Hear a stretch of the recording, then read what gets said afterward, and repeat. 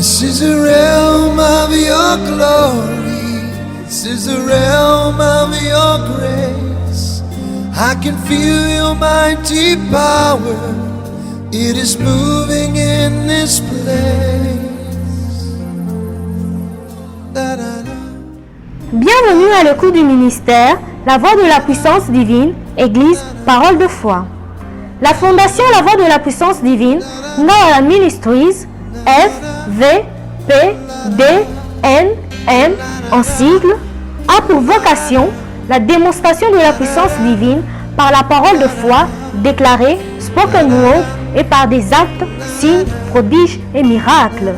Elle veut également témoigner de l'amour du prochain par des œuvres, actes caritatifs, car la plus grande onction, c'est l'amour. Il a plu au Seigneur de s'entretenir avec vous par le canal de son serviteur, le prophète Francis Ngawala. Quelqu'un dit dans la parole de Dieu, Maître, augmente-nous. La Bible n'a jamais dit, augmente-nous la puissance, mais augmente-nous la foi. Amen. Parce qu'on peut être l'homme le plus puissant du monde, mais si on n'a pas la foi, on ne peut pas exercer dans la puissance. Amen. Et l'une des grandes clés pour libérer l'onction, même dans le ministère, c'est d'abord avoir la foi en ce que Dieu a mis en toi. Et n'oubliez pas, comme je l'ai dit la fois passée, l'homme a besoin d'une petite foi pour croire en Dieu. Mais il faut beaucoup plus de foi à Dieu pour croire en un homme qui est faillible. Alléluia. Parce que l'homme peut se tromper, l'homme peut trahir, mais Dieu ne se trompe jamais et il ne trahit jamais. Amen. Est-ce que quelqu'un ce matin peut dire, Maître, augmente-nous la foi? Donc disons-le bien, Maître, augmente-nous la foi. Et je crois qu'à la sortie d'ici, quelqu'un va voir sa foi être boostée et quelque chose va se passer au nom de Jésus. Vous savez, même quand vous priez pour un malade, c'est facile d'échouer. Il suffit de ne pas croire que vous êtes capable de le faire. Amen. Si Jésus avait dit à ses disciples, allez guérissez les malades, il ne leur avait pas dit, devant les cas de maladie, priez que j'intervienne pour la guérison. Mais si Jésus avait dit, allez guérissez les malades, c'est parce que Cantos, toute intervention divine passe toujours par l'homme ou par la nature. Est-ce que quelqu'un est avec moi? Même pour que le Christ vienne et qu'il apparaisse dans Luc 2, il fallait que même le Christ passe d'abord par une femme afin de revêtir la nature humaine pour qu'il puisse sauver l'humanité. Donc tout miracle de Dieu commence par l'homme ou par la nature. Amen. Et c'est pourquoi Jésus a dit, allez guérissez les malades. C'est comme pour dire, c'est facile de croire que moi, Dieu, je peux guérir les malades, mais c'est difficile de croire que je peux guérir les malades en passant par toi. Est-ce que tu peux dire à ton voisin, je suis aussi le passage de Dieu? C'est même pourquoi un jour Jésus a dit à ses disciples, croyez en Dieu et croyez aussi en moi. Là, Jésus ne parlait pas de lui en tant que sauveur, puisqu'il n'avait encore sauvé personne. C'est seulement pour dire ceci. La foi au miracle, la foi même à ce que Dieu peut faire, la foi à toute intervention divine, passe d'abord par la confiance que nous avons envers l'homme que Dieu veut utiliser pour la circonstance. Est-ce que quelqu'un est avec moi? Et parmi les impératifs de Dieu, il y a guérissez les malades. Qu'est-ce que ça veut dire? Ne priez pas pour que moi, Dieu, je vienne guérir les malades, parce que le potentiel de la guérison, je l'ai déjà placé en vous. Tout ce qu'il vous faut faire, c'est de croire que je peux aussi vous utiliser pour guérir les malades. Mais guérir les malades engage plusieurs choses. Nous ne sommes pas dans l'école de guérison. Ça, c'est en novembre. Amen. Guérir les malades engage plusieurs choses. Quelqu'un me dira, j'ai été en contact avec le malade et directement le malade était guéri. C'est vrai. Jésus lui-même a dit, une force est sortie de moi. Ses disciples lui ont dit, mais il y a beaucoup de gens qui te pressent. Comment reconnaître celui qui t'a touché? Jésus a dit non. Les gens me touchent, mais il y en a une qui m'a touché avec foi. Amen. Amen. Qu'est-ce qui se passait en ce moment-là? Jésus n'a pas fait de déclaration. Mais la femme qui a touché Jésus dans son cœur, elle a certainement dit, je possède la guérison. Alléluia. Et plusieurs autres fois, Jésus parlait en disant aux hommes qui étaient en face de lui, va, ta foi t'a guéri ou t'a sauvé. Amen. Puisque le salut engage toujours la guérison de l'âme. Amen. C'est pour dire ceci, je ne suis qu'à l'introduction. Dans la marche dans la foi, dans la marche dans la recherche de l'intervention divine, l'un des éléments les plus importants, c'est de savoir déclarer sa foi. Une foi qu'on ne déclare pas n'est pas différente d'une foi qui est morte. Alléluia. Mais la déclaration de foi, si je peux l'appeler ce matin, bien que je n'aime pas trop le langage, la déclaration de foi a des principes. N'oubliez pas, la déclaration de foi n'est pas un plan divin qui naît en Dieu, non. Mais la déclaration de foi, c'est quelque chose qui naît en nous. Et c'est quoi déclarer sa foi? C'est justement parler de ceux ou des choses auxquelles nous croyons. Amen. Si je crois en une chose, eh bien j'en parle. À la différence entre parler et déclarer, c'est que celui qui déclare, il impose sa parole. Alors que celui qui parle, il propose. Est-ce qu'on m'a compris? Celui qui déclare impose sa parole. Une déclaration, c'est une imposition d'une certaine volonté. Quand les politiciens font des déclarations politiques, ça veut dire que c'est cogité, c'est bien réfléchi et ils ne peuvent jamais plus revenir dessus. Amen. À moins d'abroger ce qu'ils avaient dit avant. Alors que celui qui parle, il peut parler pour échanger, pour converser. Et la parole ressort comme étant une proposition. Amen. Est-ce que quelqu'un est avec moi? C'est pourquoi l'homme qui déclare sa foi, il ne propose pas ce qui doit arriver, mais il impose. Et dans la déclaration de foi, il y a un élément qui est très important, ça s'appelle l'autorité spirituelle. Les effets de la déclaration de foi dépendent justement de l'autorité spirituelle de laquelle nous sommes investis. Tout le monde peut chasser un démon, mais tout le monde ne peut pas chasser n'importe quel démon. Amen. Tout le monde peut guérir les malades, mais tout le monde ne peut pas guérir n'importe quelle maladie. Cela marche de pair avec quoi? Avec l'autorité de laquelle nous sommes investis. Dans les principes de Dieu, Dieu lui-même est l'autorité suprême. C'est-à-dire que son autorité ne vient pas de quelqu'un. Alléluia. Elle ne vient pas d'une circonstance. Et là, j'ouvre une parenthèse pour dire aux frères et sœurs, on a souvent entendu des gens prier pour dire, Seigneur, si tu ne fais pas ceci, alors tu n'es pas Dieu. Je voudrais te dire que c'est un jeu dangereux. Parce que même si Dieu ne le fait pas, il restera Dieu.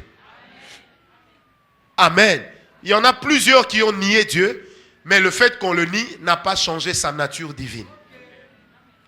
Est-ce qu'on me comprend? Alléluia. Dieu représente l'autorité suprême. Il ne tient pas sa divinité d'une investiture. Il ne tient pas sa divinité d'une élection. Aussi vrai au suffrage universel, direct ou indirect. Amen. Il ne tient pas sa divinité des anges. Donc même si les anges ne proclament pas que Dieu est Dieu, il sera Dieu. C'est pourquoi la Bible dit dans Genèse 1, verset 1, au commencement, virgule, Dieu. Point. Puisque c'est comme ça que le verset s'écrit. Et ça veut tout simplement dire que s'il y a eu un commencement, c'est d'abord parce que Dieu a décidé que c'était le commencement. Dis un peu à ton voisin, tu ne changeras pas Dieu. Non, dis-lui bien, tu ne changeras pas Dieu. Alléluia. On a vu des gens à l'époque dire, Seigneur, si ce malade ne guérit pas, tu n'es pas Dieu, je vais déchirer ma Bible. Le malade n'était pas guéri, mais ils n'ont pas non plus déchiré la Bible. On ne fait pas du chantage à Dieu. Ce qu'on doit faire pour travailler avec Dieu dans la déclaration de foi, c'est de se baser sur l'autorité. Et l'autorité spirituelle est fonction de la dimension dans laquelle nous adorons Dieu. Au fur et à mesure que tu adores Dieu, que ton cœur rencontre le cœur de Dieu, il se dégage de Dieu le fait que tu sois agréé dans sa présence. Et plus Dieu t'agrée dans sa présence, plus tu es investi d'une certaine autorité. Amen. Et l'autorité ne dépend pas de nous, mais elle dépend de Dieu. Parce que nous travaillons dans l'autorité déléguée, Dieu lui-même étant l'autorité suprême. C'est pourquoi Jésus disait, mon Père fait quoi? Agit, dans Jean 5, 17, moi aussi, Il commence par le fait que son père agisse. Parce que c'est son père qui était l'autorité suprême. Et lui, Jésus, était l'autorité déléguée. Or, Jésus a prié dans Jean 17, disant, Seigneur, toute l'autorité que tu m'avais donnée, qu'est-ce que je fais? Je la leur délègue. Alléluia. Le Père délègue l'autorité au Fils. Le Fils délègue l'autorité au Saint. Et cette autorité ne devient effective que lorsque les saints reçoivent le baptême dans l'Esprit. C'est pourquoi Jésus leur disait, restez ici jusqu'à ce que vous ayez reçu le Saint-Esprit. Lorsqu'il surviendra sur vous, il libérera sa puissance.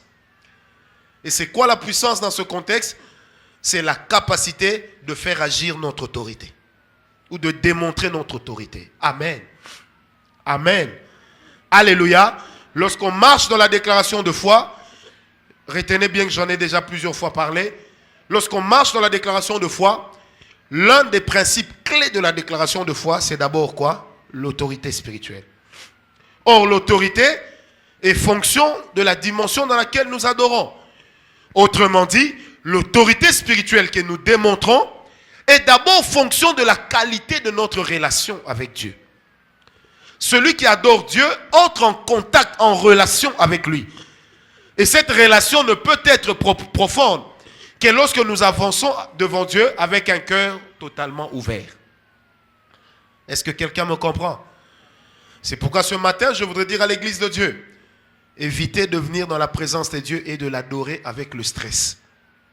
Commencez d'abord par dire, Seigneur, j'oublie mes problèmes, j'oublie mes stress, je suis venu pour te rencontrer. Celui qui connaît et qui comprend la réalité de l'autorité divine, premièrement, il saura que rien n'est impossible à son Dieu. Et si rien n'est impossible à son Dieu, par ricochet, le fait d'être investi de l'autorité de Dieu, il croira aussi que les situations difficiles ne peuvent plus lui résister. Et que toute résistance d'une situation difficile sera une école par laquelle Dieu le fait passer. Est-ce qu'on me comprend? Est-ce qu'on me comprend? C'est pour dire à quelqu'un ce matin que l'échec est normal. Parce que nous apprenons aussi au travers de l'échec. Mais l'échec ne peut pas constituer un état permanent dans lequel nous vivons. Si tout ce que nous faisons échoue, il y a un problème. Soit c'est la saison de notre vie qui est en train de changer, et encore, ça ne doit pas trop traîner, sinon ça va entamer ta foi. Est-ce que quelqu'un est avec moi? La délégation d'autorité, c'est ça qui donne de la force ou de la valeur à quoi? À la déclaration de foi. Amen. Or, notre autorité, l'autorité que nous recevons, ça dépend de la dimension dans laquelle nous rencontrons Dieu en public, en privé.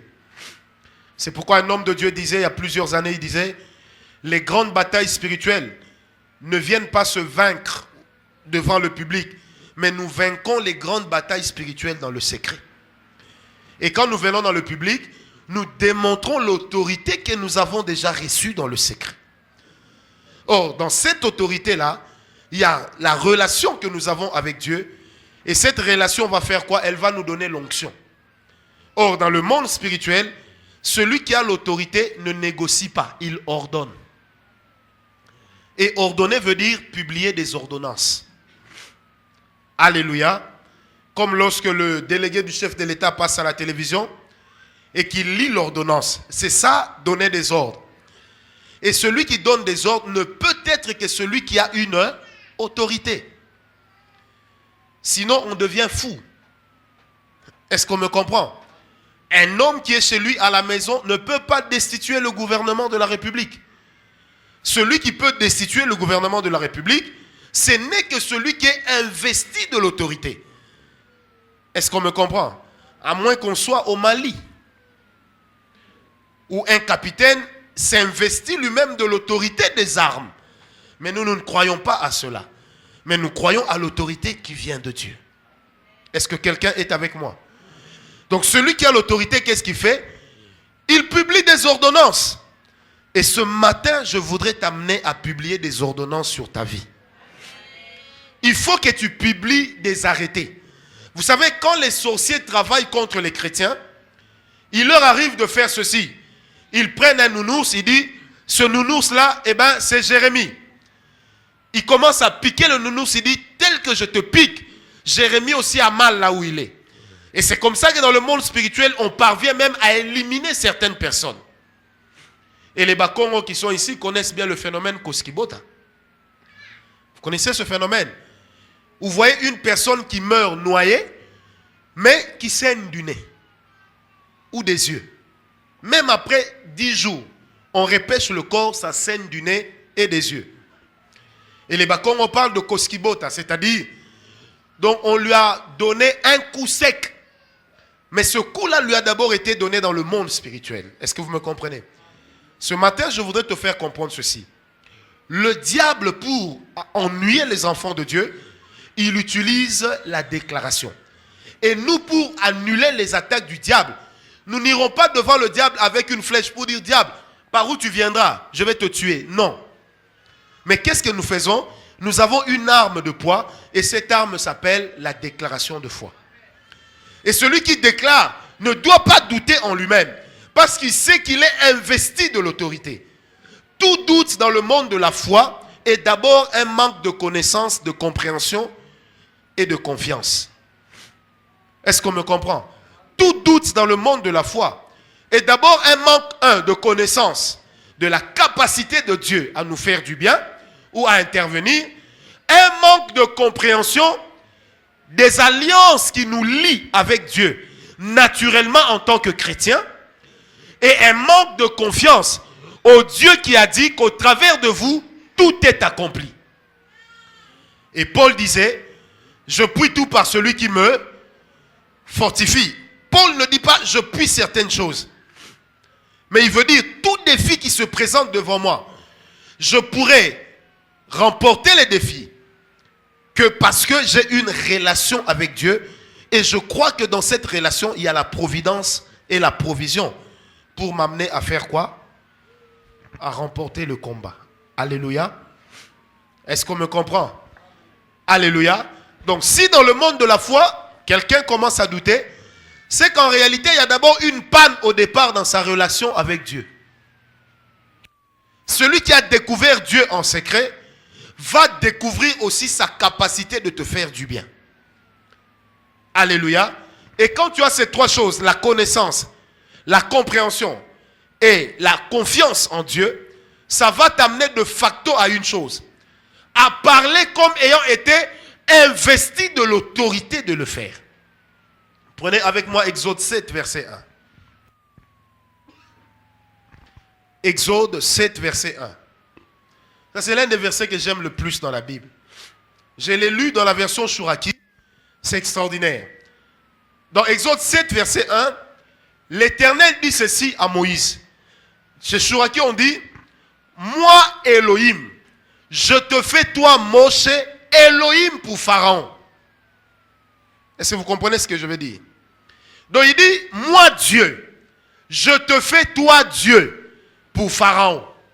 Et Dieu voulait dire à Moïse, devant ce qui concerne Pharaon, c'est toi Moïse qui auras le dernier mot parce que j'étais déjà délégué toute l'autorité.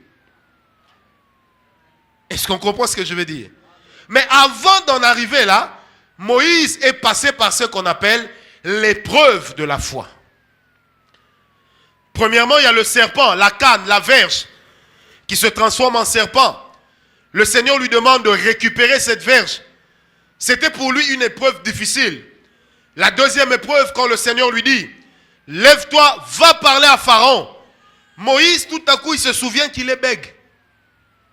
Il dit à Dieu, mais Seigneur, je ne sais pas user de ma bouche ou de mon langage comme il faut. Je suis bègue. Mais en fait, le problème de Moïse n'était pas d'être bègue. Le problème de Moïse, c'est si je retourne en Égypte, est-ce que la haute cour suprême ou la cour suprême de l'Égypte ne va pas me faire arrêter pour le meurtre de l'Égyptien? Et deuxièmement, est-ce que Pharaon ne va pas se venger de moi parce que ce Pharaon-là, nous avons grandi avec lui? Est-ce que vous me comprenez? En fait, Moïse avait besoin de se dérober. Premièrement, il a vu la capacité de Dieu à opérer un miracle. Mais qu'est-ce qui se passe? La nature humaine ressort. Et Moïse dit, je suis bègue. Et j'aime bien. Et Dieu répond à Moïse, il dit non. Si tu es bête, prends Aaron. Aaron sera ton prophète. Dieu ne dit pas Aaron est un prophète. Mais il dit pour toi Moïse, Aaron sera ton prophète. C'est déjà un autre seuil de délégation d'autorité. En fait, Dieu veut dire à Moïse, Moïse, moi je ne parlerai jamais à Aaron. Mais toi tu parleras à Aaron et Aaron recevra de toi les instructions. Comme si toi Moïse tu étais son Dieu. Mais pourtant Aaron était plus âgé que Moïse. Moïse pouvait aussi dire, mais il est plus âgé que moi, c'est un kourouyak. Alléluia. Alléluia. Et j'aime bien. Dieu dit à Moïse exactement ceci. N'est-ce pas ton frère Aaron qui est en train de venir vers toi? Donc Dieu connaissait le fond de la pensée de Moïse. Mais pourquoi Moïse doutait tant? C'est d'abord parce qu'avant ce temps, Moïse n'avait pas une relation personnelle avec Dieu. Est-ce que vous me comprenez? Donc la relation personnelle avec Dieu, elle nous permet de franchir certaines étapes dans notre marche dans la foi. Et dans Exode 7:1, après toutes ces étapes, après que Moïse soit arrivé en Égypte, Dieu dit maintenant à Moïse, Moïse, je te ferai toi Moïse Elohim pour Pharaon. Ça veut dire Moïse, tu auras décision de vie ou de mort sur Pharaon. Et devant Pharaon, moi je ne ferai rien. C'est pourquoi devant la mer Rouge, Moïse n'a pas dit à Israël, agenouillons-nous, prions pour que Dieu vienne écraser l'Égyptien. Mais il a parlé à Israël, il dit, l'Égyptien que vous voyez, à la tête desquels se trouvait qui? Pharaon. Il a dit au peuple, vous ne le verrez plus jamais. Qu'est-ce qui a donné l'autorité à Moïse?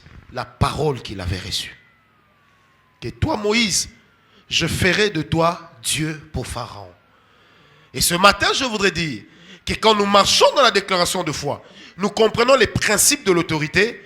L'une des clés, c'est quoi? C'est de comprendre que celui qui a reçu l'autorité, écoutez-moi bien, il agit un peu en souverain dans le domaine dans lequel il a reçu l'autorité. Donc ça veut dire quoi? C'est comme si Dieu se retracte, mais il te laisse toi agir. Mais toi non plus, tu n'agiras pas en dehors des lois divines. Parce que l'autorité qui est en toi, elle est gardée, elle est maintenue par rapport aux lois établies par Dieu. Est-ce qu'on me comprend? Je donne un exemple. La Bible dit, on ne donne pas des bijoux en or aux pourceaux, n'est-ce pas? Qu'est-ce qu'ils vont faire? Tout de suite, ou des perles, ils iront dans la boue. Celui qui a reçu l'onction de Dieu, qui est également le symbole de l'autorité, il ne peut pas dire aux gens, vous ne croyez pas que j'ai l'onction? Regardez ces murs, take it, le mur tombe. Ça transgresse la loi de Dieu, qui dit que lui, c'est un pourceau, un porc.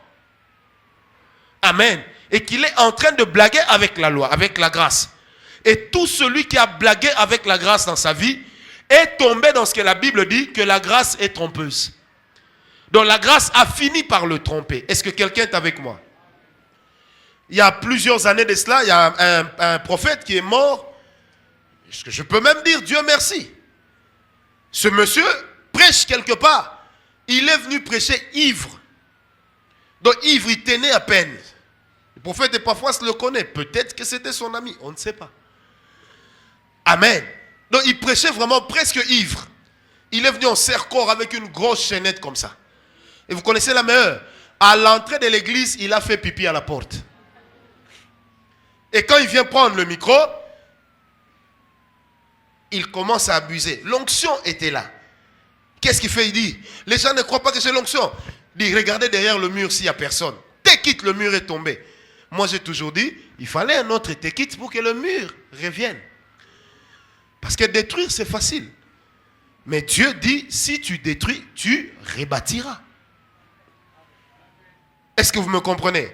Et le fait de transgresser les lois de Dieu, cet homme a connu une mort honteuse. Est-ce que vous me comprenez? Il a prié pour une dame. La dame avait été atteinte du VIH. Et puis il dit à la dame, bon, je sais que tu fais le boulevard, c'est pas grave, je vais habiter chez toi. Il a habité chez la dame. Et ils ont commencé à vivre. Il est mort, mais la dame est restée. Parce qu'on ne blague pas avec la grâce. Quand Dieu nous donne l'onction, il nous donne l'autorité, il y a des principes et des lois qui soutiennent cette autorité. C'est pourquoi c'est faux de se dire, comme j'ai l'onction, j'ai l'autorité, je peux déclarer, à cause de cela, tout m'est permis. Donc je peux tout faire. Attention, tout ce qui n'est pas utile peut entraîner ta perte. Frère, il nous est tous permis d'être voyous. Il nous est aussi tous permis de fumer. Parce que la cigarette n'a pas la forme de bouche de quelqu'un et pas des autres.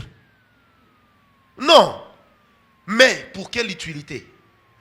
Pour quelle fin? Est-ce que quelqu'un est avec moi? Donc quand nous avons l'autorité qui vient de Dieu, nous devons savoir une chose.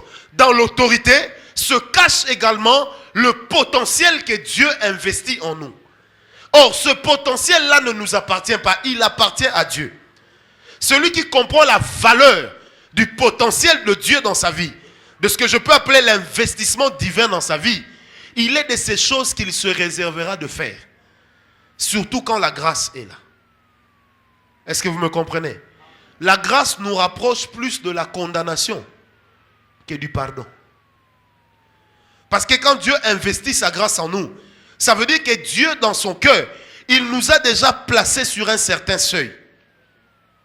Et à cause de ça, si on ne fait pas attention avec la grâce, c'est la même grâce qui va finir par nous enterrer. C'est pour ça qu'il y a des gens qui ont eu l'onction. Dieu a retiré l'onction, il a retiré sa grâce. Et comme il fallait se maintenir, ils ont touché au fétiche. Mais celui qui a une relation avec Dieu, cette simple relation te donne déjà une autorité. Et au fur et à mesure que tu entretiens la relation avec Dieu, tu vas comprendre par ton intelligence spirituelle, c'est que cette autorité-là peut te donner de faire ou de ne pas faire. C'est pourquoi dans Jérémie, Dieu dit au prophète par Israël, à Israël par le prophète, il dit, si tu sépares ce qui est vil de ce qui est précieux, tu seras comme ma bouche. Ça ne sera pas à toi d'aller vers eux, de retourner vers eux, mais ça sera à eux de venir vers toi. Pourquoi? Parce que toi, tu auras l'autorité. Mais pour que l'autorité se manifeste, il y a un verbe qu'il faut conjuguer, séparer. Dis pas à ton voisin, séparer. Vous savez, si vous faites grandir un aiglon avec les pigeons dans la même cage, avec le temps, l'aiglon se prendra pour un pigeon. Est-ce que vous me comprenez? Si vous faites grandir le chien avec les loups, avec le temps, le chien aura un comportement de loup si on ne les mange pas à temps. Est-ce que vous me comprenez? Si vous faites grandir les lions avec les porcs, ce lion, malgré ses griffes, il ne rugira jamais comme il faut. C'est pourquoi vous allez remarquer que même dans la formation des animaux, permettez-moi d'appeler ainsi, les mères ou les femelles ont l'habitude de laisser leurs petits, des fois de les exposer au danger. Afin de faire quoi? De faire croître leurs réflexes de félin et leurs réflexes de carnivore. Est-ce qu'on me comprend? Alléluia. Si tu as l'autorité de Dieu pour bien déclarer, il est de ces gens avec lesquels tu dois te séparer. Parce qu'ils ne t'apportent rien. Il y a des gens qui prient pour avoir un taxi. Il faut te séparer d'eux. Toi, tu veux prier pour gagner le monde. Eux, ils déclarent, il est là à l'arrêt. Je vais avoir un taxi maintenant au nom de Jésus. C'est un gaspillage du nom de Jésus. Qui a déjà passé la nuit à l'arrêt? Même à l'époque des pim à Ophélie, les gens ne passaient pas la nuit. Et surtout, méfiez-vous de tout ce qui est gratuit. Parce que vous n'aurez pas le droit de dire au chauffeur, conduis lentement. Parce que vous ne l'avez pas payé. Est-ce que vous me comprenez? Or, toute séparation est d'abord un sacrifice. Il est de ces gens desquels vous devez vous séparer. Si quelqu'un ne t'apporte rien dans la vie, réfléchis et prie si peut-être à long terme il ne t'apportera pas. Sinon, séparez-vous avant. Est-ce que vous me comprenez? Est-ce que vous me comprenez?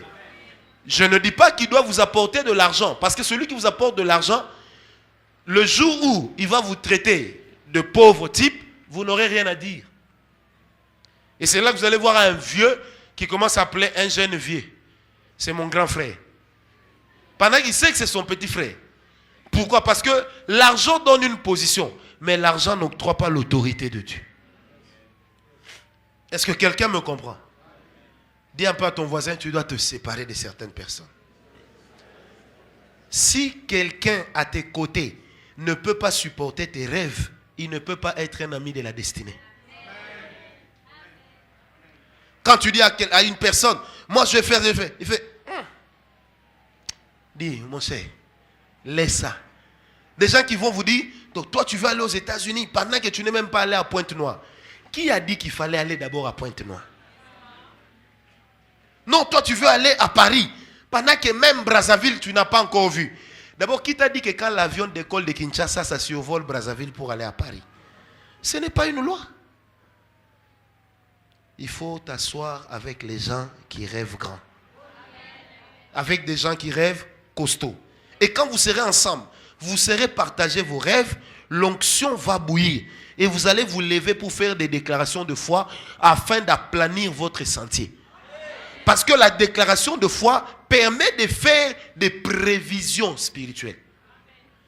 Et la déclaration de foi, c'est également l'un des panneaux qu'on utilise comme étant, qu'on utilise, ou une balise qu'on utilise dans la navigation spirituelle. Est-ce que vous me comprenez? Donc, quand tu rêves, l'onction augmente. Vous savez, il y a des moments où quand vous parlez de Dieu, vous sentez qu'il est là. Vous sentez qu'il est content. En ce moment-là, quand vous êtes avec quelqu'un avec qui vous rêvez, vous pouvez même vous tenir par la main, commencer à dire, nous allons posséder le monde, nous allons influencer la terre, nous allons. Et ces paroles deviennent des ordonnances lois. Et si tu ne doutes pas, il te sera fait selon ta foi. C'est pourquoi j'insiste, il y a des gens qu'il faut éviter d'écouter. Il y a des gens qu'il ne faut pas suivre. Est-ce que vous me comprenez? C'est pourquoi Dieu n'a jamais exaucé la prière de Salomon. Pourtant, c'était une prière avec le temps qui s'est avéré juste, mais qui était hors sujet. Il dit, Seigneur, ne me donne pas beaucoup. Toi, un roi, tu dis qu'on ne te donne pas beaucoup. C'est que la nation d'Israël doit être pauvre. De peur que je m'égare. Ce n'est pas beaucoup qui égare. Ce sont les dispositions intérieures qui permettent à l'homme de s'égarer. Celui qui commence à frimer quand il a l'argent, il a toujours envie de frimer. Il n'avait pas les moyens de frimer. Vous savez, les moyens, la position, ça expose ce que chacun de nous est. Il y a des gens qui sont ici, ils ont la colère de la vie. Comme eux-mêmes le disent. Amen. Donc, il joue le humble, mais il n'est pas humble. L'humilité, ce n'est pas le fait de marcher avec la tête en bas. L'humilité, c'est d'abord une disposition intérieure. Moi, je connais des gens pauvres. Mais quand il est seul, vous le voyez devant son miroir en train de faire. Il prend déjà des dispositions. Mais dans la déclaration de foi, nous prenons aussi des dispositions. Mais non pas pour être orgueilleux, mais pour rendre toute la gloire à Dieu. Parce que le socle de l'autorité spirituelle, c'est la disponibilité à rendre la gloire à Dieu pour les exploits effectués. C'est de croire que si je fais des exploits, eh bien Seigneur, toute la gloire n'ira qu'à toi. Et là, je voudrais insister. Plus tu montes avec Dieu, plus tu dois soigner ton humanité. De peur qu'un jour tu ne dises aux gens, en fait, Dieu là, c'est moi.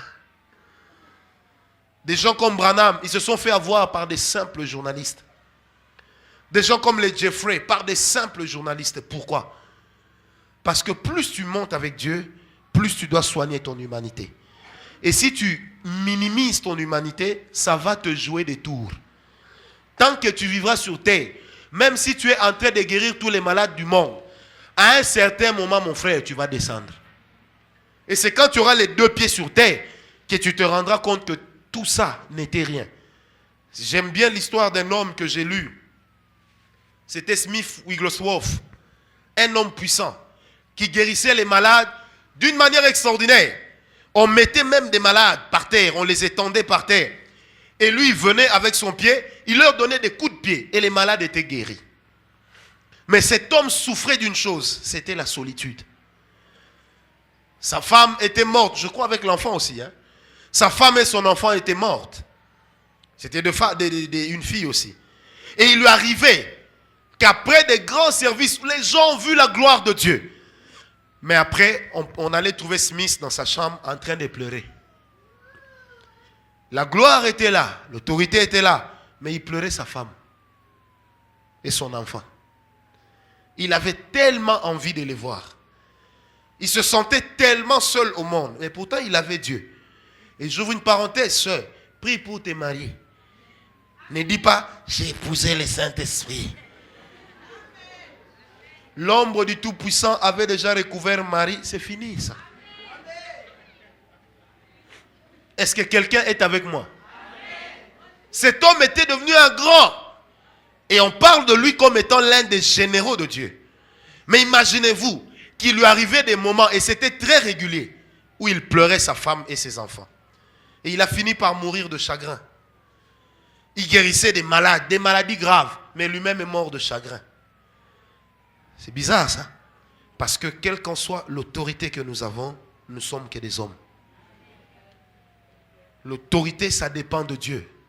Ce n'est pas quelque chose que Dieu, je ne dirais pas nous a donné, mais je dirais ce n'est pas quelque chose de laquelle nous pouvons nous battre la poitrine. Est-ce que vous me comprenez? L'autorité, c'est bien. L'autorité résout plusieurs problèmes. Mais il n'y a que la foi qui résout tous les problèmes. Est-ce que vous me comprenez? Pourquoi? Parce que la foi permet à Dieu d'être ton employeur et à toi d'être l'employé de Dieu, de sorte que Dieu puisse te rémunérer. Et dans la rémunération de la foi, tu vas trouver tellement de choses. Mais l'autorité dépend de la foi. Mais l'autorité n'est pas la foi. Mais c'est la foi également qui permet de démontrer l'autorité. Parce que l'autorité dépend de la foi. Mais la foi ne dépend pas de l'autorité. Parce que la foi amène d'ailleurs l'autorité qui est en nous à croître. Tout celui qui croit a déjà une autorité. Mais au fur et à mesure que tu crois, et que tu crois, et que tu croiras encore, l'autorité qui est en toi va augmenter. C'est pourquoi Idaosa disait, il est facile de faire des miracles, mais il est difficile de croire. Alléluia. Je ne sais pas pourquoi le Saint-Esprit insiste que je le dise. Peut-être pour vous, peut-être pour les gens qui nous suivront sur YouTube ou Facebook ou Twitter. Mais je voudrais insister pour dire ceci. L'onction de Dieu n'annule pas notre humanité. L'autorité n'annule pas le fait que nous soyons des hommes. D'ailleurs, ça nous expose. Parce que le diable va s'engager solennellement à prouver aux autres que malgré leur onction, ils sont faillibles. C'est pourquoi le combat de tous les jours, c'est la relation avec Dieu. Et cette relation avec Dieu, elle est entretenue par la soif, le désir et la sanctification. Par la soif, le désir et la sanctification. Est-ce que quelqu'un me comprend? Comme disait un serviteur de Dieu un jour, très fâché, il dit à une dame, tu sais, si je prends ma qualité de serviteur de Dieu, je la mets de côté. Non, tu vas vivre ma folie. Tu es déjà fou. Il n'y a plus de folie à vivre. Tu es un fou. Hein? Un ambassadeur, un représentant légal de la folie. Est-ce que tu me comprends? Alléluia. La déclaration de foi. Son premier grand principe, comme je l'ai dit tout à l'heure, c'est l'autorité. Et dans les principes de l'autorité, il y a la relation avec Dieu. Deuxièmement, il y a le fait de conjuguer le verbe se séparer. Il est de ces gens, si tu ne te sépares pas d'avec eux, tu n'iras pas de l'avant. Parce qu'il y a des gens, si tu lui dis, je vais prendre autant pour acheter une chemise, il te dira, c'est un gaspillage. Hein. Moi, je connais Tombola. Mais qui a dit que nous tous, on doit aller là-bas? Chaque chose a son temps. Est-ce que vous me comprenez? Vous savez, moi, dans mon qui révérend ici, un jour, je me suis dit, bon, je peux aller aux Andes, au couloir là. J'entre au couloir, un frère me... Prophète, vous ici. Il dit, bonjour. Deuxième personne que je rencontre. Hey, vraiment, c'est vous qu'on suit à la télé. Il dit, bonjour. Vous savez que la troisième personne, quand elle m'a dit, bonjour prophète, j'ai dit, non, c'est pas moi. En sortant, j'ai dit, Seigneur, pardonne-moi. Mais je ne reviendrai plus jamais ici. Parce que chaque chose a son niveau dans la vie. Donnez-moi un amen bien. Alléluia. Alléluia. Alléluia. Alléluia. Et c'est justement pourquoi celui qui comprend les principes de l'autorité et les clauses de l'autorité, il saura que derrière chaque autorité que Dieu lui donne, il y a le potentiel et la capacité de parler à certains événements et de les changer. Dis un peu à ton voisin, Dieu n'agira pas toujours. C'est pourquoi la Bible dit, ceux du peuple qui connaîtront leur Dieu agiront avec fermeté. Frère, Dieu n'agira pas toujours. Parce qu'il est de ces prières que nous adressons à Dieu, Dieu ne peut pas y répondre. Vous savez, des fois quand nous prions, frère, venez un peu. Vous savez, des fois, je voudrais bien illustrer ça. Des fois, il nous arrive de prier. Ok? Non, ne prends pas. Des fois, il nous arrive de prier, dire, Seigneur, aide-nous. Seigneur, j'ai besoin que tu interviennes. J'ai besoin que tu interviennes. Maintenant, prends. J'ai besoin que tu interviennes. Il continue à prier Dieu. J'ai besoin que tu interviennes. Mais Dieu ne peut plus intervenir parce qu'il se rend compte que l'intervention que tu cherches est déjà entre tes mains. Et ce n'est qu'à toi de savoir l'utiliser. Et là, je voudrais donner un point très important. Dans l'autorité spirituelle, tu dois découvrir ce qui est en toi. Plutôt que d'aller toujours découvrir ce qui est en Dieu, tu finiras par avoir mal à la tête. Tu ne peux agir qu'avec ce que Dieu t'a donné. Tu ne peux monter qu'avec ce que Dieu t'a donné. Et retenez bien une chose. Ce qui tue les pentecôtistes qui parlent en langue, shibababa, shibababa, rabayaba, c'est quoi? C'est que dans leur marche, ils croient que Dieu doit tout leur dire. Prophète, quelle affaire je dois faire? Mais il est écrit, hein, ce que ta main trouve à faire, fais-le. C'est écrit.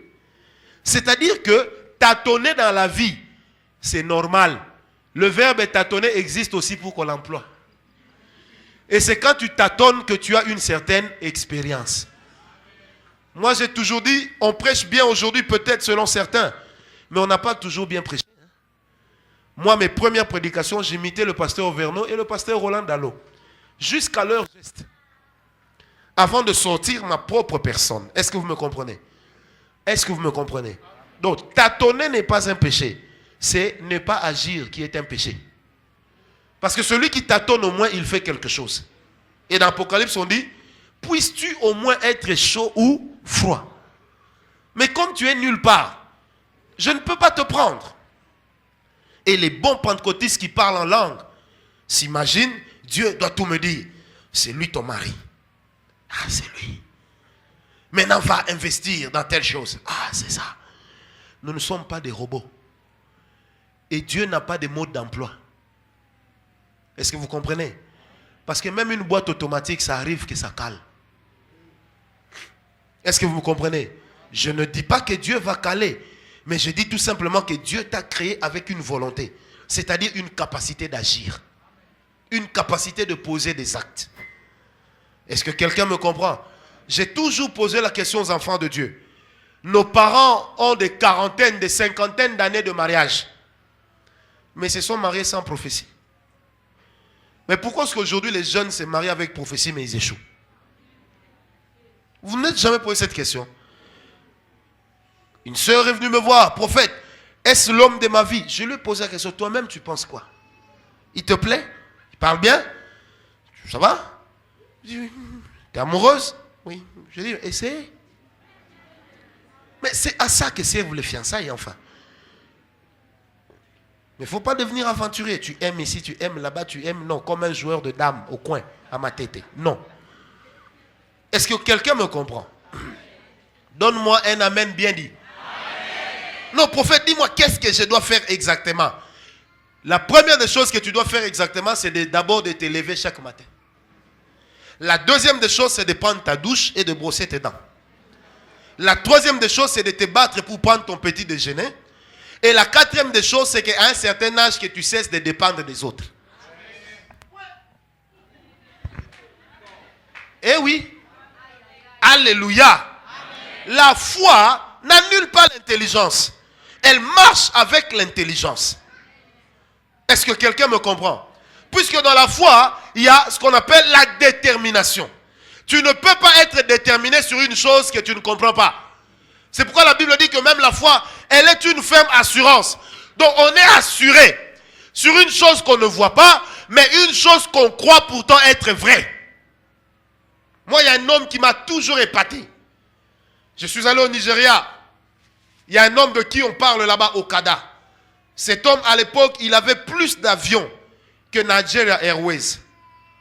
Mais cet homme était un autodidacte. Il n'avait même pas fait le bac. Il n'avait même pas étudié, mon cher ami. Cet homme, au début, il vendait les oranges. Il gérait bien son bénéfice. Il a vendu les oranges. Après, il a acheté les motos pour faire le Zemidjan, le Wewa. Il a acheté des Zemidjan. Il a vendu tous ces Zemidjan. Il a acheté une voiture taxi. Il ne touchait pas à l'argent, sauf pour le strict minimum. Un jour, il a acheté 2, 3, 4, 5, 6 véhicules. Il a créé une entreprise. Ensuite, il a vendu tous ses véhicules. Il a acheté un tracteur. Il s'est lancé dans la construction des routes avec un seul engin. De fil en aiguille, aujourd'hui, cet homme est parmi les Nigérians les plus riches et il ne s'est pas enrichi grâce au pétrole. Parce qu'il a appliqué un principe. C'est que ta main trouve à faire, fais-le. Quand la Bible dit tu ne sais pas ce qui réussira, ça veut dire, il y en a aussi qui vont échouer. Mais le fait d'échouer ne veut pas dire que tu dois cesser d'essayer, essayer encore. Alléluia. Est-ce que vous me comprenez? Alléluia. Deuxième principe pour marcher dans la déclaration de foi. Des fois, l'heure là, ça travaille contre moi. Alléluia. Alléluia. Le deuxième principe, c'est la compréhension et la connaissance de l'identité du Dieu avec lequel nous marchons.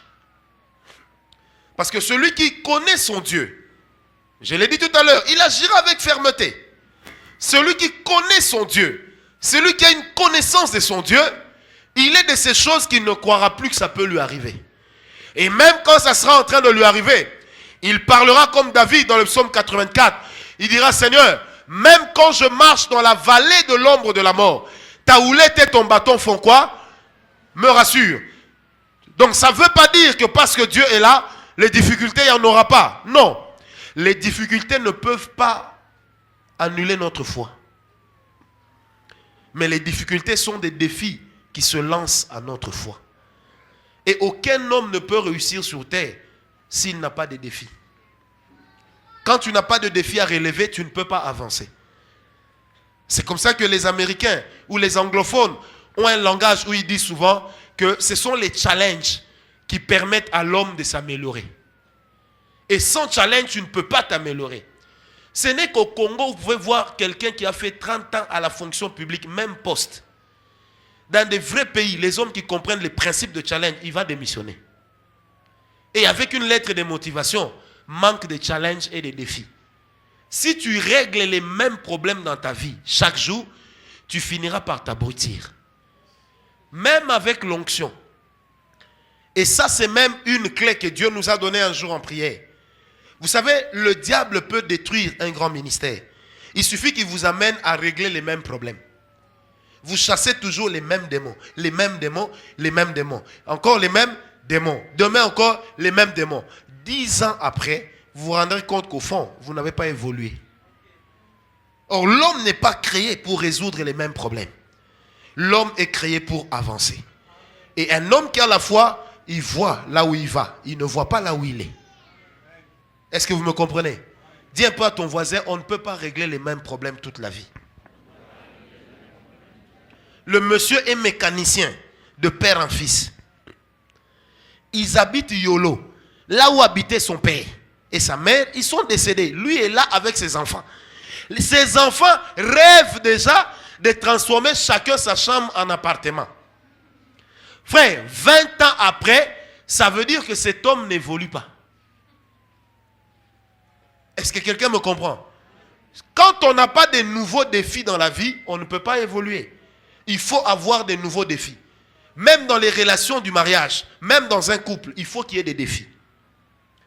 Sinon, votre femme deviendra comme une statue que vous avez vue et revue.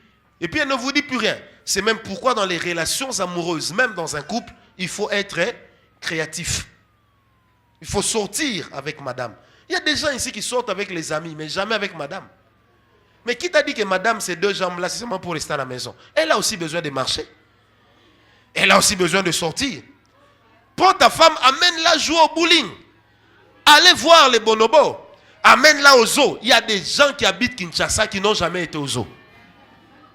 Je n'ose pas dire lever les mains puisqu'on risque d'être choqué. Il y a même des gens qui habitent Gombe. Ils n'ont jamais vu le zoo.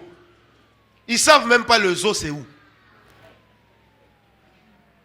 Vrai ou faux? Hein? Si je pose la question à quelqu'un où se trouve Lac de Ma-Vallée, il y a des gens qui ne savent pas. Qui Mwenza c'est où? Ce serait un problème. L'aéroport de Njili, c'est dans quelle commune? Les gens vont dire Njili, alors que ce n'est même pas Njili. Alléluia. Il faut avoir des défis. Ce sont les défis qui vont permettre à ta foi d'augmenter. Et quand ta foi augmente, ton niveau de déclaration de foi aussi s'améliore. Est-ce que quelqu'un peut me dire un amen bien? Quelqu'un peut me donner un amen très bien? Prenons avec moi Jean 2, verset 1 à 9. Jean 2, verset 1 au verset 9. Blaise, vous connaissez la chute de Lukaya? C'est où? Là-bas. C'est une réponse facile.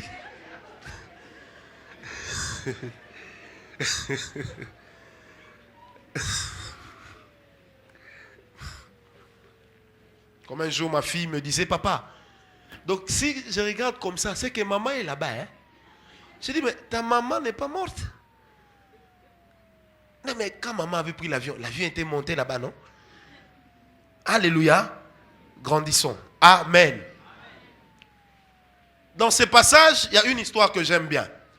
Jésus, accompagné de sa mère, Marie, arrive à une fête aux noces de Cana. De Cana. Quand ils arrivent là, tout de suite, il n'y a plus de vin. Marie va vers Jésus. Elle dit, ils n'ont plus de vin. Et Jésus lui pose la question, ben, que veux-tu que je fasse? Alléluia. Marie ne lui dit pas, transforme l'eau en vin. Marie dit directement au serviteur, faites tout ce qu'il vous dira. Et elle s'en va. Mais Jésus, là où il reste, il comprend qu'il est dans l'obligation de faire quelque chose, de peur qu'il ne soit un enfant insoumis. Qu'est-ce qui a fait cela? Premièrement, Marie connaissait la capacité de Jésus d'opérer un miracle en ces moments-là. Deuxièmement, Marie ne savait pas que forcément, c'était l'eau que Jésus transformerait en vin. C'est pourquoi il a dit aux serviteurs, faites tout ce qu'il vous dira. Il ne leur a pas dit, allez prendre de l'eau.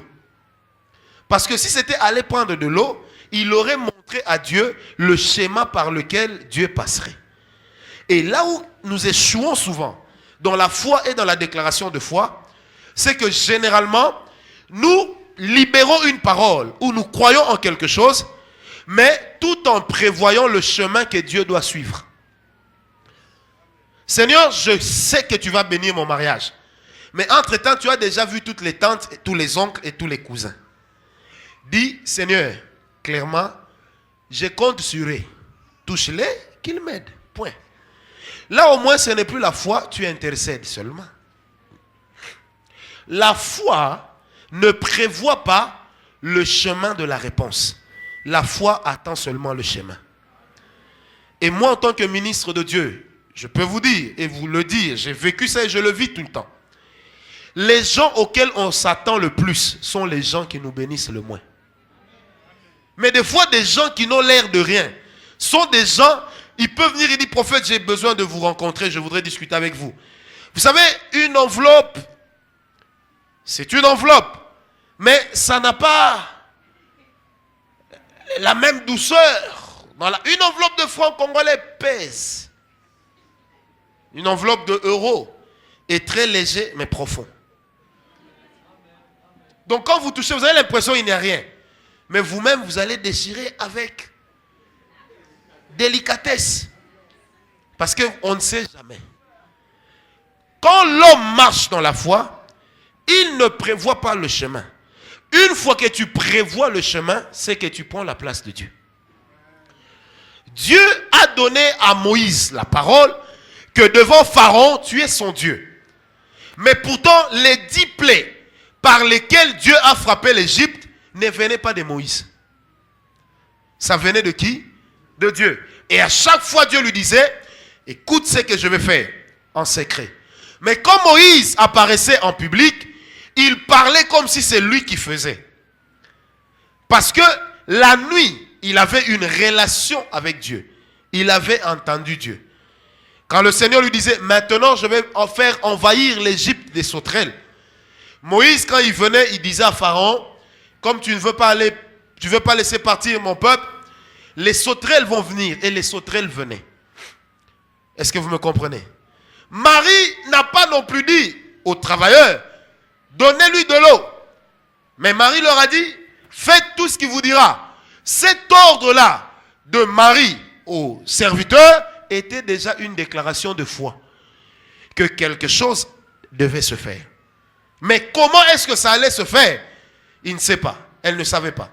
Remarquez, Marie dit à Jésus, il n'y a plus de vin, il n'y a plus à boire. Elle fixe l'objectif.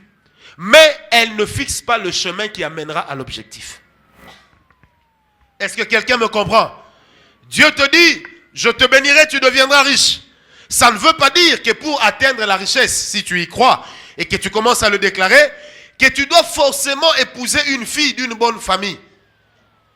Une fille qui a des références. Non. Dieu peut passer par n'importe quoi, par n'importe qui, pourvu qu'il atteigne son objectif et qu'il te trouve en ordre de bataille. Et que dit Jésus? Amenez-moi de l'eau.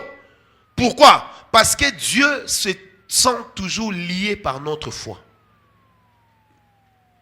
Et non par nos réflexions. C'est par nos réflexions que nous fixons le chemin. Mais c'est par la foi que nous libérons la parole de l'objectif. Et Jésus dit au serviteur, amenez-moi de l'eau.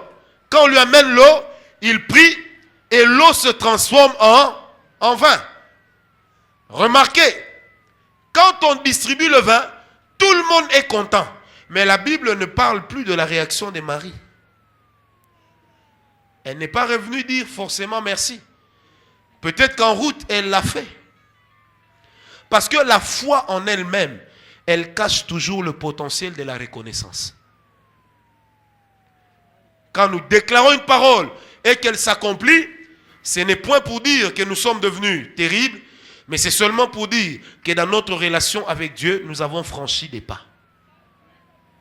Est-ce que quelqu'un est avec moi? Quelqu'un est avec moi ce matin? Je disais, quelqu'un est avec moi ce matin. Amen. Alléluia. Alléluia. Si vous dites, Seigneur, j'espère en cette chose, et que tout de suite tu sais comment ça va arriver, frère, crois-moi, ce n'est plus la foi. À l'époque, quand Dieu nous disait, venez me servir, à la bande c'était facile, c'était une église qui avait de l'argent. Et on se disait, bon, on va peut-être nous remarquer et on nous donnera chacun une extension. Mais au lieu d'avoir une extension, c'est nous qui sommes devenus l'extension physique. Est-ce que vous comprenez? Il arrive que dans la marche dans la foi, que l'on marche aussi comme des aveugles. Mais comme des aveugles avec un objectif. Il arrive que dans la marche de la foi, on ne sache pas comment on est en train d'avancer. Mais le plus important, c'est de maintenir la qualité de ta relation avec Dieu. Ce n'est que la qualité de ta relation avec Dieu qui fera la force de ta vie demain. Est-ce que vous comprenez? Là où les uns vont tomber, là où d'autres vont échouer, même si tu échoues avec eux, mais toi tu auras appris comment ne plus échouer de cette manière-là. Est-ce que quelqu'un peut dire avec moi, augmente-moi la foi? Non, disons-le avec moi, augmente la foi. Alléluia. Alléluia. Pendant qu'on était en train de parler avec le Seigneur, il me donnait quelques clés. J'ai parlé à Père, j'ai posé la question à Père. Moi, j'aime pas dire au Père. Amen. Parce que ce n'est pas un titre. C'est la qualité d'une relation que nous avons avec lui. Et quand je parlais avec lui, je lui ai posé la question, mais Seigneur, quand les disciples t'ont demandé de leur augmenter la foi, pourquoi tu leur as pas dit, jeûnez beaucoup, priez beaucoup, mangez beaucoup, allez à Mama Yemo, commencez à prier pour tous les malades jusqu'à la morgue? Il n'a pas dit ça. Mais Jésus leur a tout de suite dit, si vous avez de la foi comme un grain de sénévé. La première clé pour augmenter sa foi, c'est de croire encore. Et c'est de croire même après avoir échoué. J'aime bien un ami qui disait toujours, si un malade se présente à toi, tu pries pour lui, il n'est pas guéri, demain n'aie pas honte. S'il est là, prie encore. Il ne guérit pas, un jour il finira par guérir. Ou alors par mourir. Parce que la mort peut aussi être une forme de guérison. Du fait qu'il va se reposer dans les bras du Seigneur. Mais Dieu ne permettra pas que toute ta vie, que ton écharde soit une autre personne. Tu prêches pendant 30 ans avec la même personne paralytique devant la chair. Frère, même discrètement, touche-les un peu. Même discrètement, si tu n'es pas courageux. Parce que la foi marche aussi avec le courage. Hein? Donc même discrètement, vous savez que des fois, par la foi, Dieu agit seulement parce qu'il ne veut pas que son nom puisse être éterni. Donc Dieu ne pensait pas guérir ce malade. Mais vous demandez à une église de 10 000 personnes de se lever au même moment. Parlons à Dieu. Dieu va guérir ce malade. Frère, ça n'engage que moi. Hein? C'est ma foi. Mais dans 99% des cas, ce malade-là va être guéri. Donc même si Dieu, en dehors, il va te dire qui t'avait demandé de faire ça. Mais les résultats auront déjà été là. C'est pourquoi Jérémie disait, Seigneur, si nos péchés nous cachent ton visage, agis ne serait-ce qu'à cause de ton nom qui est invoqué parmi nous. Moïse disait, Seigneur, même si nous avons péché et que tu as raison de nous rejeter, mais que penseront les nations environnantes? Que c'est parce que tu étais incapable de nous conduire à bon port que tu nous as tués dans le désert. Et qu'a fait Dieu? Lui qui ne se répand pas, mais il s'est rétracté. Il a quand même tué cette génération, mais à petit feu. Pourquoi? Parce que dans la marche dans la foi, Dieu tient toujours compte de l'honneur qui revient à son nom. C'est pourquoi Jésus du reste disait, tout ce que vous demanderez en mon nom. Si vous ne doutez pas dans votre cœur et si vous croyez, vous le verrez s'accomplir. Pourquoi ça? Parce que Dieu agit dans notre vie en tenant compte d'abord de son nom. Le plus grand intérêt de Dieu en nous, c'est lui-même. Et ce n'est que si tes intérêts tiennent compte des intérêts de Dieu, qu'en ce moment-là, le Seigneur aussi va de plus en plus, non pas investir, mais s'investir lui-même en toi. Est-ce que tu peux dire à ton voisin, c'est pour le nom de Jésus que nous travaillons? Non, dis-le-lui bien, c'est pour le nom de Jésus que nous travaillons. Deuxième clé pour voir la foi augmenter, puisque la prochaine fois, je voudrais qu'on parle sur la déclaration prophétique. Et du coup, ça va transformer le culte en culte prophétique. Et nous allons parler comme à Nayoth de Rama, devant les fils de prophètes. Et tout le monde prophétisera sur lui-même, mais aussi sur le voisin. Amen. La deuxième des clés pour augmenter la foi, c'est premièrement d'avoir le cœur d'un enfant et d'aimer Dieu. Avoir le cœur d'un enfant et aimer Dieu. Jésus a dit, laissez venir à moi les petits enfants, car le royaume des cieux fait quoi? Leur ressemble. Les petits enfants, vous savez, un petit enfant a peur du noir. Mais quand l'enfant sait qu'au bout du couloir se trouve son père, il va traverser ce noir-là. Et je le vis avec mes enfants. À leur âge, c'est normal qu'on ait peur du noir. Mais quand elles se réveillent, elles crient papa. Si je réponds du salon, l'enfant va traverser ces ténèbres-là sans inquiétude. Pourquoi? Parce que elle a le cœur d'un enfant. C'est-à-dire, elle a une confiance totale à l'objectif. Elle a une confiance totale à la personne vers qui elle va. Et ce que Dieu demande de nous, c'est un abandon total de nos personnes à lui. Et c'est là que même en avançant vers l'incertitude, si nous sommes sûrs que Dieu nous attend au bout du chemin, nous arriverons certainement. Vous savez, un enfant, je me rappelle de cette histoire qu'on nous a racontée il y a plusieurs années. Un papa était dans un trou noir. Et puis il demande à son fils, dans le noir, de sauter vers lui. Or, avant ce moment, le fils avait posé la question à son papa. Papa, c'est quoi la foi? Et le papa n'avait pas de réponse. Le papa était au fond du trou, tout noir. Et il appelait son fils, Guélor, Guélor, Guélor. Le fils s'est pointé devant le trou, il ne voyait pas le papa. Et le papa dit à son fils, saute vers moi. Sans hésiter, le fils s'est jeté. Quand le papa l'a recueilli entre ses bras, il a directement dit à l'enfant, c'est ça la foi. C'est-à-dire, tu n'as entendu qu'une voix, tu ne m'as pas vu. Mais tu as cru que derrière cette voix, il y avait quelqu'un. Or, ça pouvait être aussi une radio. C'est pourquoi pour réussir et marcher dans la déclaration de foi et dans la foi d'abord, il faudrait avoir le cœur d'un enfant. Et aimer sérieusement Dieu. Vous savez, c'est difficile de consentir des sacrifices pour quelqu'un qu'on n'aime pas. Celui qui est incapable de donner, en réalité, il n'aime pas. Parce que le grand langage de l'amour, c'est d'abord de faire quoi? De donner. Et la Bible dit, il y a plus de plaisir à donner qu'à recevoir. Parce que même celui qui ne donne pas parce qu'il n'a rien, vous remarquerez qu'il achètera quand même quelque chose pour lui. Même d'un franc. Or, le vrai langage de l'amour, c'est quoi? Le sacrifice.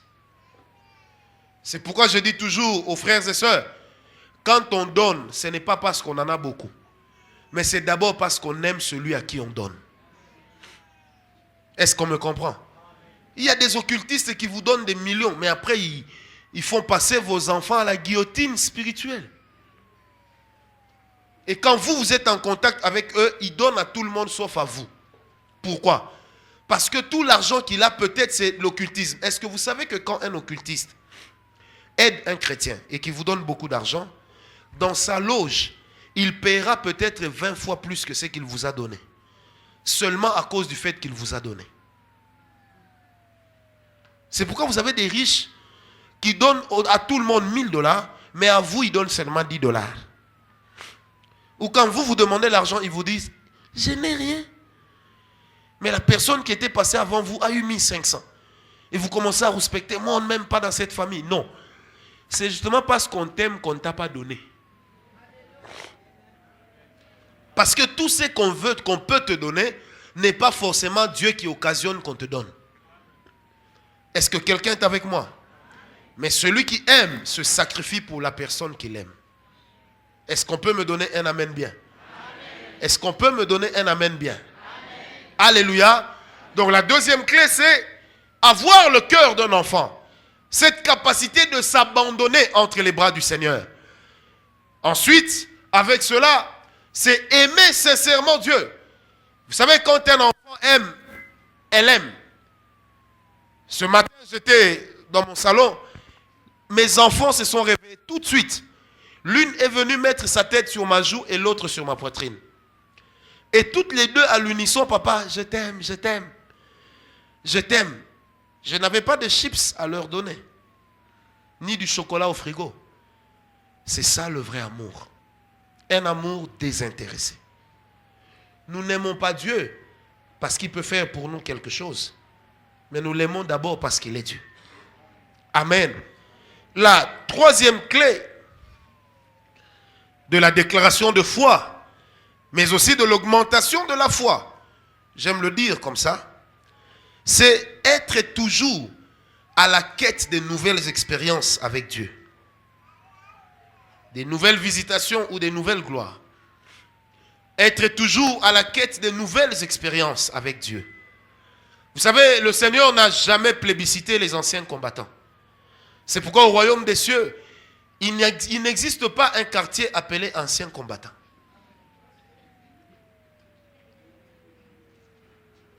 Amen. Nous devons être à la quête. Dans le psaume 42, le verset 2 jusqu'au verset 4. Ensuite, vous prenez le verset 8. La Bible dit, comme une biche soupire après des torrents d'eau, ainsi mon âme soupire après toi. Et au verset 8, la Bible dit, un flot en appelle un autre, au bruit de quoi? De tes ondées. Peut-être qu'avec le fleuve, on n'a pas cette image-là. Mais si vous allez à Mwanda, vous aurez l'image. À l'océan, quand un flot passe, plus le vent est violent, plus les autres flots deviendront plus rudes que celui qui était précédemment. Amen.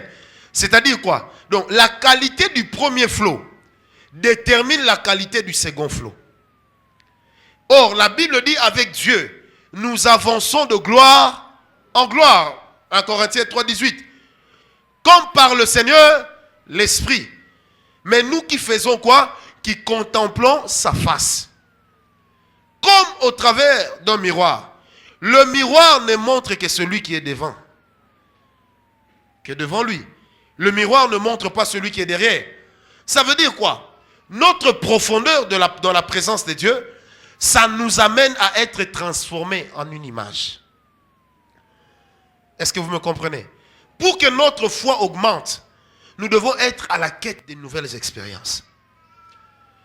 On n'a pas besoin de dire aux gens, je prie depuis 20 ans, moi. Je prie depuis 30 ans. L'expérience compte beaucoup. Parce que l'expérience va vous éviter certaines choses dans la vie. Et l'expérience va faire que les autres apprennent de vous. Amen. Mais nous devons être à la quête des nouvelles visitations. Si hier le Seigneur faisait telle chose avec toi, aujourd'hui, à la sortie, tu dois dire, Seigneur, je veux que dans mes prières, je te connaisse autrement. Vous savez, l'homme a été créé avec la nature de se lasser de tout. L'homme peut même se lasser de l'onction, si c'est la même onction. Et je peux même dire quelque chose. Si vous n'opérez que le même miracle, même ce miracle-là finira par vous ennuyer. Et quand un miracle vous ennuie, vous allez remarquer que dans ce domaine-là, vous perdez la crainte de Dieu. Parce que vous avez l'impression d'avoir renfermé Dieu dans un cycle. Est-ce qu'on me comprend?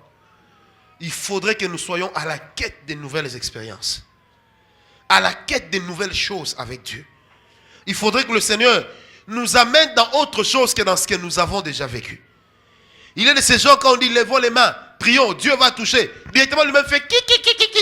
Parce qu'il sait que lui c'est seulement ki. Attention bien-aimé. Dieu avait lui-même donné à Moïse le secret de la verge. En lui disant, je ferai tous les miracles par la verge. Mais le jour où Dieu a dit à Moïse, parle, Moïse a utilisé la verge. Et Dieu s'en est pris violemment à lui, jusqu'à lui donner la mort. Il ne faut pas renfermer Dieu dans une sorte de légalisme. Réveillez-vous toujours à 4 heures pour prier. Donnez à Dieu la dîme de votre journée. Priez au moins 2h40. Non, ne priez pas 2h40, priez à tout moment. Est-ce qu'on me comprend? Est-ce qu'on me comprend? Vous savez que même dans le combat spirituel, si le diable maîtrise tes armes, tu ne lui feras plus rien. C'est pourquoi celui qui avait jeûné 21 jours avant avait eu le mariage. Quand l'autre a jeûné, il est mort. Et pourtant, ils ont appliqué les mêmes principes. Il ne faut jamais aller vers Goliath en utilisant l'armure de Saül. Sinon, la victoire reviendra à Saül. Et Saül pourra dire, c'est l'esprit du héros qui se trouvait dans l'armure. Est-ce que quelqu'un me comprend? Nous devons être à la quête des nouvelles expériences. Même nos cultes doivent changer de forme. Un jour, on peut aussi commencer le culte par les offrandes. Un jour, on peut aussi arriver ici, Dieu touche quelqu'un, la personne vient ici, prophétise jusqu'à la fin. Et moi et nous tous, nous sommes par terre et puis on cherche les moyens de se réveiller après. Ce sont des choses que Dieu fait. Il ne faut pas qu'on enferme. Frère, le Seigneur ne peut pas faire ça, frère, il faut de l'ordre. Mais si l'ordre vous éloigne de Dieu, ce n'est plus de Dieu. Est-ce que quelqu'un est avec moi? Il est de ces choses, il faut sortir un peu de l'ordinaire. Les gens qui ont marqué la terre ont toujours été des outsiders. C'est-à-dire des hommes qu'on n'attendait pas. Des hommes qu'on n'annonçait pas mais qui sont arrivés. Même dans l'histoire de l'humanité, des gens comme les Franklin Delano Roosevelt, ce n'étaient pas des petits génies en soi. Mais ils ont réalisé des choses de génie. À telle enseigne que le Congrès s'est réuni pour dire donnons-lui un 3e mandat que la Constitution ne prévoit pas. Pourquoi? Parce qu'il faut sortir de l'ordinaire. Dis un peu avec moi, sortir de l'ordinaire. Si tu restes dans l'ordinaire, tu n'auras que ce que tout le monde a. Donnez-moi un amen bien. Amen. Si tu fais comme tout le monde, tu finiras comme tout le monde. Nous devons être à la quête des nouvelles expériences. Avec Dieu, dans la grâce, nous devons aller dans autre chose. C'est comme ça que David disait, moi j'aime bien ce psaume, il dit, Seigneur, emmène-moi sur un rocher que je n'ai jamais atteint. Or l'homme qui disait ça, il vivait dans la présence de Dieu. Mais il se disait toujours, Seigneur, c'est qu'il y a encore quelque chose que je n'ai pas vu. Alléluia, alléluia, alléluia. Et c'est comme ça que des gens comme David disaient, Seigneur, je me presse de venir dans ta présence. Parce qu'il était sûr qu'il verrait une nouvelle chose. Non, Dieu avait dit, on doit prier chaque vendredi. Un jour, tu seras fatigué de cette prière. Et un jour, tu diras, ah, topé mat. Parce que tu seras fatigué, tu vas te lasser. Pourquoi nous organisons des séminaires, des veillées, des conventions? Ce n'est pas pour dépenser de l'argent, mais c'est pour sortir un peu de quoi? De l'ordinaire. Alléluia. Une autre clé. Nous avançons vers la fin.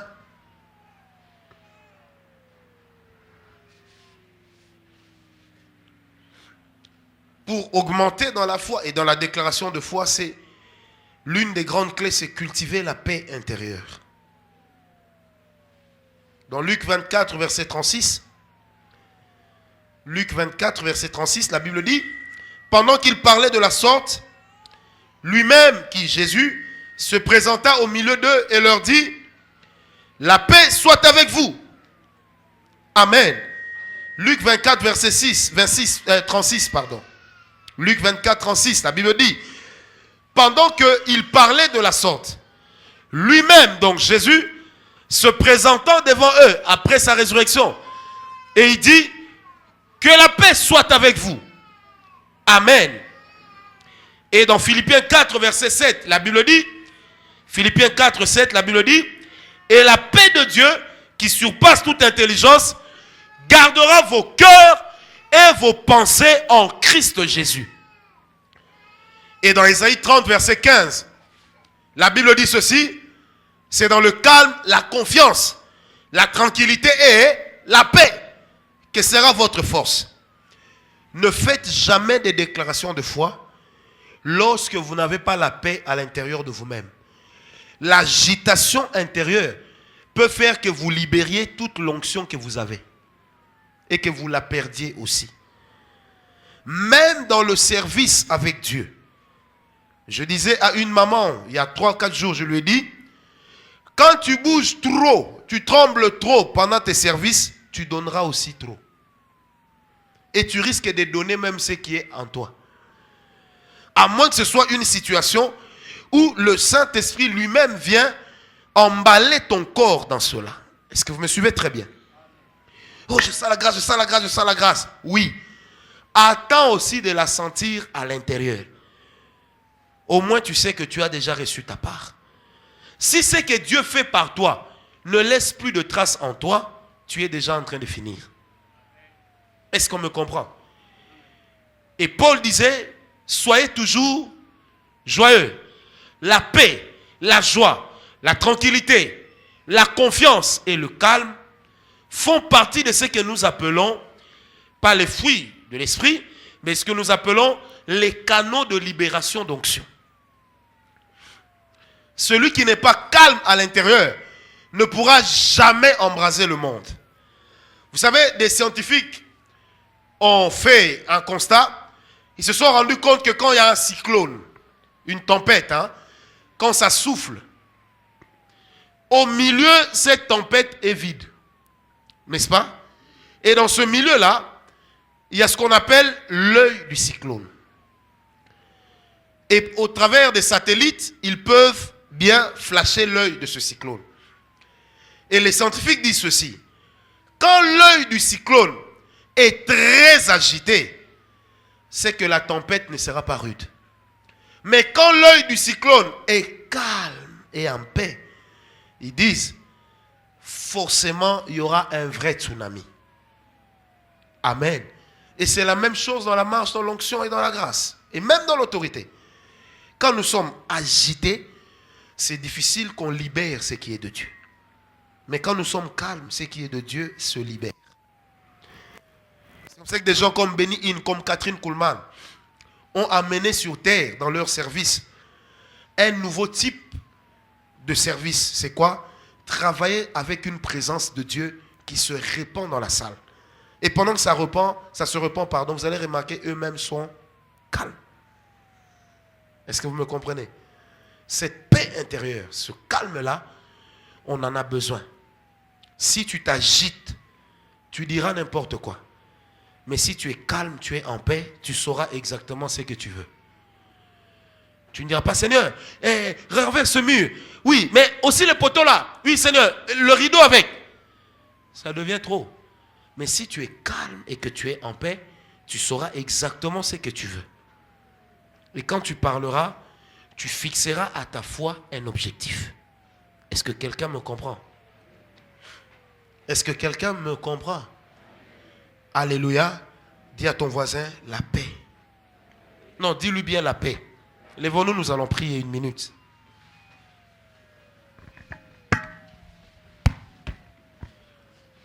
Et c'est justement pourquoi le diable sait que si tu manques de paix, tu ne peux pas bien servir Dieu. Le diable sait que si tu manques de paix, tu ne peux pas atteindre les résultats avec Dieu. Et ce que nous allons faire 2 choses ce matin, en 2-3 minutes. La première des choses, chacun de nous va prendre sa main droite, va poser sur son cœur. La paix ne vient pas de la tête, elle vient du cœur.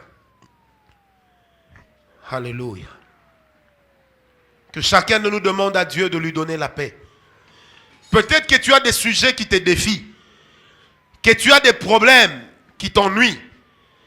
Mais ce que tu vas faire maintenant, demande à Dieu de te donner une vraie paix et une vraie joie. Je voudrais que ces 2 choses s'accompagnent. Une vraie paix et une vraie joie. Et ensuite, nous passerons à la 2e étape où nous ferons chacun 5 grandes déclarations de foi pour notre propre vie et notre Église. Allons-y, prions d'abord que Dieu nous donne la paix. Prie que Dieu te donne la paix. Prie que Dieu te donne la paix. Prie que Dieu te donne la paix. Si le diable te vole ta paix, eh bien, il te volera aussi les résultats de ta foi. Ce n'est que ta paix qui te permettra d'avoir les résultats escomptés et de voir ta foi arriver là où Dieu l'attend. Demande à Dieu de te donner sa paix. Qui te donne sa paix. La paix est également une grande clé dans le ministère, dans l'onction, dans la grâce. La paix est également un langage que Dieu utilise pour nous parler. Quand tu veux faire quelque chose, tu veux entreprendre. Tant que tu n'es pas en paix, n'entreprends pas. Demande au Seigneur sa paix. La paix véritable, celle que le monde ne peut donner, mais que seul Dieu peut donner à nos cœurs et à nos pensées. Alléluia. Demande au Seigneur sa paix. Dans ton cœur, sa paix. Merci Jésus. Merci Seigneur pour cette paix. Merci Jésus. À cause du temps, nous allons directement faire la 2e chose. Nous sommes d'abord calmes. Que chacun de nous réfléchisse sur sa propre vie. Qu'est-ce que tu voudrais voir Dieu faire? Quels sont les défis qui se présentent devant toi? Qu'est-ce que tu voudrais dire à ces défis? Pense seulement à 5 choses. C'est en fonction de cela que tu vas faire ta déclaration de foi par rapport aux choses auxquelles tu crois.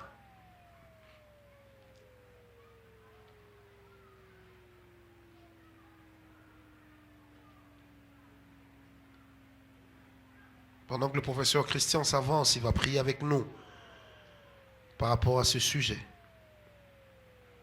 Chacun de nous se prépare. Parce qu'effectivement, il y aura une grâce de Dieu qui va descendre en quelques secondes. Alléluia.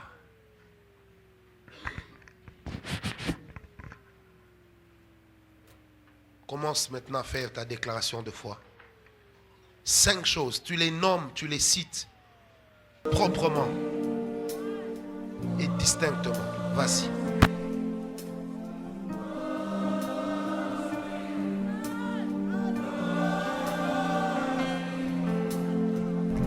Il a plu au Seigneur en ce jour de s'entretenir avec vous par le canal de son serviteur, le prophète Francis Ngawala. Pour tout contact avec le ministère La Voix de la Puissance Divine, Kinshasa RDC, vous pouvez appeler au numéro de téléphone plus 243 99 94 90 191 ou encore 081 814 04 67.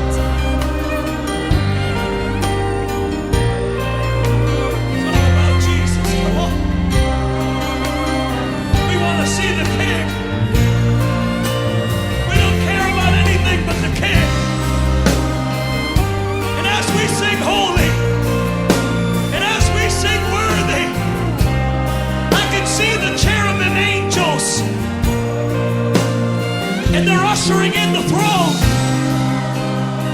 Every time we sing worthy, and every time we sing holy, we're like the 24 elders around the throne. And the angels are bringing the throne of God into the room because the people don't want to see a man, and we don't care about a name. All we want is Jesus.